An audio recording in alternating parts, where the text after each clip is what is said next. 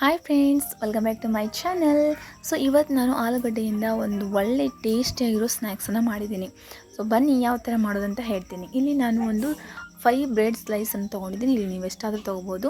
ಒಂದು 5 ತೊಗೊಂಡಿದ್ದೀನಿ. ಇದನ್ನು ಮಿಕ್ಸಿ ಜಾರ್ಗೆ ಹಾಕಿಬಿಟ್ಟು ಬ್ರೆಡ್ ಪೌಡ್ರ್ ಮಾಡ್ಕೋತಾ ಇದ್ದೀನಿ, ಕ್ರಂಬಲ್ಸ್ ಥರ ಇರಲಿ ಅಂತ. ತುಂಬ ಸಾಫ್ಟ್ ಮಾಡ್ಕೋಬೇಡಿ, ಸ್ವಲ್ಪ ತರಿತರಿಯಾಗಿರಲಿ.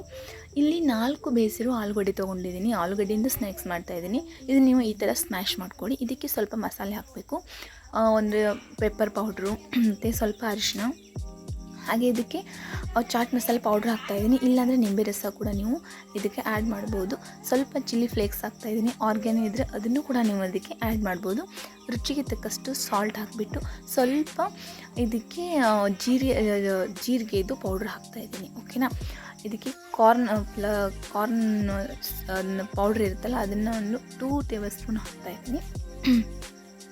ಹಾಕ್ಬಿಟ್ಟು ಚೆನ್ನಾಗಿ ಇದನ್ನು ಮಿಕ್ಸ್ ಮಾಡ್ಕೊಳ್ಳಿ. ಆಮೇಲೆ ಇದಕ್ಕೆ 1 ಹಿಡಿಯಾಗಷ್ಟು ಕೊತ್ತಂಬರಿಯನ್ನು ಚಿಕ್ಕ ಚಿಕ್ಕದಾಗಿ ಹೆರಿಚಿಬಿಟ್ಟು ಇದಕ್ಕೆ ಹಾಕ್ಕೊಂಡು ಇದನ್ನು ಮಿಕ್ಸ್ ಮಾಡಿದ್ದೀನಿ. ಓಕೆನಾ. ಇವಾಗ ಡಫ್ ರೆಡಿ ಆಗಿದೆ. ಸೊ ಇದಕ್ಕೆ ಆವಾಗಲೇ ನಾವು ಪೌಡ್ರ್ ಮಾಡ್ಕೊಂಡಿರುವಂಥ ಬ್ರೆಡ್ ಕ್ರಂಬಲ್ಸನ್ನು ಇದಕ್ಕೆ ಆ್ಯಡ್ ಮಾಡಿ ಎಲ್ಲವನ್ನು ಚೆನ್ನಾಗಿ ಮಿಕ್ಸ್ ಮಾಡಿ ಇಟ್ಕೊಳ್ಳಿ. ಓಕೆನಾ. ತುಂಬ ಚೆನ್ನಾಗಿರುತ್ತೆ ಫ್ರೆಂಡ್ಸ್. ಮಕ್ಕಳೆಲ್ಲ ಏನಾದರೂ ಚಿಟ್ಚಾಟ್ ಥರ ನಿಮ್ಗೆ ಏನಾದರೂ ಸ್ನ್ಯಾಕ್ಸ್ ಕೇಳ್ತಿರುವಾಗ ಈ ಥರ ಮಾಡಿಕೊಡಿ, ತುಂಬ ಇಷ್ಟಪಟ್ಟು ತಿಂತಾರೆ. ಓಕೆನಾ. ಇದನ್ನು ಈ ಥರ ಒಳ್ಳೆ ಥರ ಮಾಡ್ಕೊಂಬಿಟ್ಟು ಯಾವ ಶೇಪಲ್ಲಾದರೂ ನೀವು ಡಿಸೈನ್ ಮಾಡ್ಕೋಬೋದು. ನಾನು ಈ ಥರ ಒಂದು ಉದ್ದದಾಗಿ ರೋಲ್ ಮಾಡಿಬಿಟ್ಟು ಇದನ್ನು ಕಟ್ ಮಾಡ್ತಾಯಿದ್ದೀನಿ. ಇಲ್ಲಾಂದರೆ ನೀವು ರೌಂಡಾಗಿ ಲಟ್ಟಿಸ್ಬಿಟ್ಟು ಅದನ್ನು ಒಂದು ಬಟ್ಲಿಂದ ಕೊರ್ಕೋಬೋದು ರೌಂಡಾಗಿ. ಬಟ್ ನಾನು ಇದನ್ನು ಈ ಥರ ಕಟ್ ಮಾಡಿ ಒಂದು ಫೋರ್ಕಿಂದ ಈ ಥರ ಡಿಸೈನ್ ಮಾಡ್ತಾಯಿದ್ದೀನಿ. ಅಂದರೆ ನೋಡೋಕ್ಕೆ ಕೂಡ ಒಂಥರ ಚೆನ್ನಾಗಿರುತ್ತೆ. ಸೊ ಅದಕ್ಕೋಸ್ಕರ ನೋಡಿ ಈ ಥರ ಚೆನ್ನಾಗಿ ಬಂದಿದೆ.